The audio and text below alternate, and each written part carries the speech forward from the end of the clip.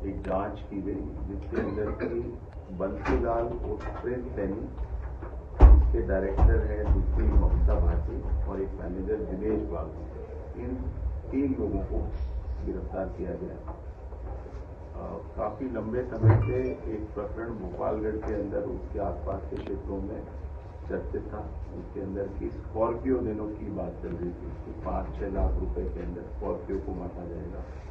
लगभग 200 स्कॉर्पियो देने की बात थी। और आश्चर्य की बात है कि इस तरह की चर्चा में जो वीडियो देखने आए सामने एसडीओ के सामने, उनमें 30-30 हजार व्यूअर्स ने उन वीडियो को देख रहे और उस पूरे क्षेत्र में काफी एक तरह से एक डिबेट चल रही थी कि ये ठगी कर रहा है या नहीं कर रहा है, और दूसरी तरफ से दावे हो रहे थे कि ये गाड़ियां बांटेगा। जबकि ये बहुत साधारण तरीके से समझा जा सकता था कि कोई डिपॉजिट नहीं ले सकता। जो बर्ड्स एक्ट है उसके अंदर किसी भी प्रकार की कोई भी डिपॉजिट लेना, एक पर्टिकुलर लिस्ट है, उसी के जो लोग हैं वही लोग डिपॉजिट ले सकते हैं, बाकी कोई भी व्यक्ति डिपॉजिट नहीं ले सकता। इस simple case of birds act था। इसके साथ में जो इनके जो अकाउंट में जो पैसे थे और जो इनकी वेबसाइट थी, इनका जो काम करने का तरीका था, उससे बिल्कुल स्पष्ट था कि ये ठगी करने वाले हैं। तो जब एसओजी की जांच हुई तो उसमें स्पष्ट था कि प्रिंस सैनी नाम का व्यक्ति जो है वो आम लोगों को ठग रहा है। और इस जांच के पश्चात एसओजी में मुकदमा दर्ज करके इनको गिरफ्तार किया गया।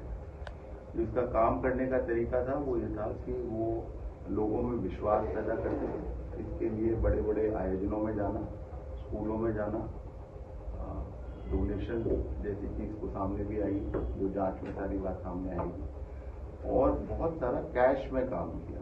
कोई भी पैसे जो है अकाउंट्स के अंदर नहीं आ रहे थे। और जो लास्ट में अलार्मिंग चीज थी वो ये थी कि करीब 2360 रुपए की एक स्कीम चला दी, जिसके अंदर की एक सो कॉल्ड सोशल मीडिया के सर्विसेज का नाम दिया, जबकि ना तो वेबसाइट बनी हुई है, ना ऐप बनी हुई है, ना उसका कोई बेस है, और उसके पीछे कोई लॉटरी देना और क्रिप्टो के अंदर देना, टोटल ठगी का कार्यक्रम चल रहा था।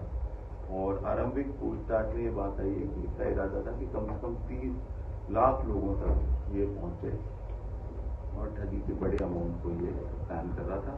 बट एसओजी ने इसका जो अपराध का तरीका था उसका पटाक्षेप करते हुए गिरफ्तार किया है।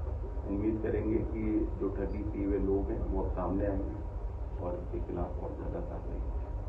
एसओजी को कैसे पता चला कि ये व्यक्ति मुझे लोगों के साथ ठगी करने वाला था या उसका प्लान बनाने वाला था? कितना अमाउंट है जो आपको प्लान था कि ये पैसा रिकवर करना है? देखिए, ये मैंने आपको बताया कि जब हमारे पास ये शिकायत आई तो ये ऑलरेडी वहाँ का काफी चर्चित केस था। ऐसा नहीं था कि किसी को नहीं पता हो।